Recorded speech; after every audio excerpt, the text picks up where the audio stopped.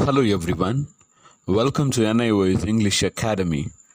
In today's discussion, we will be analyzing the October month English board exam. We will review the questions and their answers in detail, focusing on the grammar, writing skills, literature, and comprehension. Our goal is to help you understand the marking scheme, improve your approach to similar questions, and prepare effectively for future exams. This will help you to understand question patterns, learn effective answer writing, marking scheme insights, how to avoid common mistakes, and boost your confidence. By the end of this session, students will have a clear roadmap to tackle their English board exams effectively. The question paper is divided into Part A and Part B. Part A has got 5 sections. Section A, Literature. Section B, Non-prescribed text. Section C, Grammar. Section 4, Functional Writing Skills, and Section 5, which has got Option 1 and Option 2. Option 1, English for Receptionist, and Option 2, ESP for office use. Students are asked to do any one option in the exam. Part B also has got the same 5 sections, and the section E has got option 1 and option 2. If a student has chosen option 1 in part A, he is supposed to do option 1 in part B also. Some students in part A do option 1, in part B they do option 2, so they won't get marks for that. Now let's discuss October 2024 question paper, Set A. Part A, Section A. Section A, as we said earlier, it is literature. You can pause the video and check the answers at your convenience. But what I would like to say, from the exam point of view, many students do not write the correct question number. Now, if you see on the screen, question number 1, and then we have subdivision 1, and then the right option is C, and then the answer. So this is the right way to write your answers. Some children do not write the question number or the option number or subdivision number. And then what happens is that the evaluators find it difficult to correct your paper, or they may not award you with the correct marks. Question number 2 has got 3 questions. So you need to answer all the 3 questions, and each one carries 1 mark, and the answers are given in the next page. Question 3 is a paragraph. So you need to read the paragraph and then say the following statements given there are true or false. Question 4 is match the column in the reference to if I were you. So that's a lesson, if I were you. And if you see matching, this is not the right way to do the answer. Some students even now draw A to number 2 or B to 4 like that. So this is not the right way. But the right way to do is this. You see question number 4 and subdivision 1, and in that option B, and what is answer?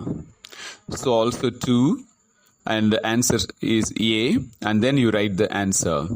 So similarly, all other answers. Question 5 also has got alternatives. So you need to choose the correct options. So writing the right number is key to getting correct marks or more marks. The answer here I have given also, you see the numbers, everything written Like we are in section B. It talks about non-prescribed text, and we are dealing with question number 5. And in question number 5, subdivision 1, and the option is B. So also the second option. This is the right way to write your answer. Now we come to section B, non-prescribed text. So non-prescribed text is nothing but an unseen passage for comprehension. So you read this passage, first time you may not understand, so read it once or twice and you will get to know. And when you something strikes, underline it. Then you see the questions. Question number 6 and 7. The answers are given here. You can also check your answers and you see how to write the question numbers. That is also very important. Question number 8 is again unseen passage. So read the passage and answer the questions that's given below. You have to say whether they are true or false. The answers are given. You can check it for yourself. Now we come to section C, grammar. The first one is fill in the blanks with the appropriate form of verbs. So the verb is given in bracket. So you need to see which tense is fitting according to the sentence and then write your answers. Write only the answer. No need of writing the question. In case you are writing the answer along with the question, then kindly underline the answer. Now we have come to section D, functional writing skills. Earlier we used to write letter, notice, message, but now based on the same, they have asked multiple choice questions. That's what we see in question number 12. And you have to choose the correct answer. Question number 13 and 14 also are based on writing skills and the answers are given. You can check it for yourself. Section E, option 1. If you remember, in the beginning of the video, I told you in section E there are two options. So option 1 is English for receptionist and then option 2 is ESP for office use. So this is one, either of the option we have to choose. Question number 15 has got the multiple choice. You can choose the answer. 16 also is MCQ. 17 is slightly different. So an inappropriate answer is given. So you have to choose the appropriate option that is given below. Question number 17 and 18 also you can read and answer by yourself. Section E, then we have option 2, ESP for office use.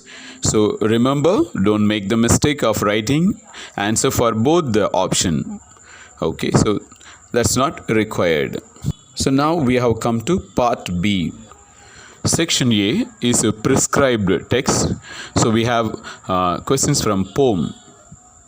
Question number 20 deals with poem Night of the Scorpion and My Grandmother's House. What is important when you write an answer is that you understand what the question is and then try to answer to that. So right way of writing the answer I have given here. You can check it for yourself. Please follow the same method. If you see the answer, it's only 2-mark question. So why should we write too many lines? That's what you may be thinking. But if your answer is right and you are writing at least 3 to 4 lines for 2 marks, you will get full marks. Question number 21 is for 3 marks. Therefore, the answers are little larger than 2-mark question. Now we come to section B, non-prescribed text. So a paragraph is given. So question number 25 to 27, each one carries 2 marks. So read the paragraph and write the answer. It is a 2-mark question, therefore you need to answer at least 3 to 4 lines. Question number 27 also is a comprehension passage. We need to answer.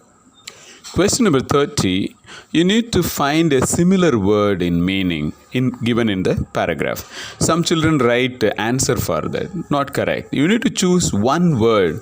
What's the meaning of endure? that is given in the paragraph. So that which is similar to that, only that one word you have to pick it up and write. Now we come to section C, grammar. Here we have question 31, passive form of verb.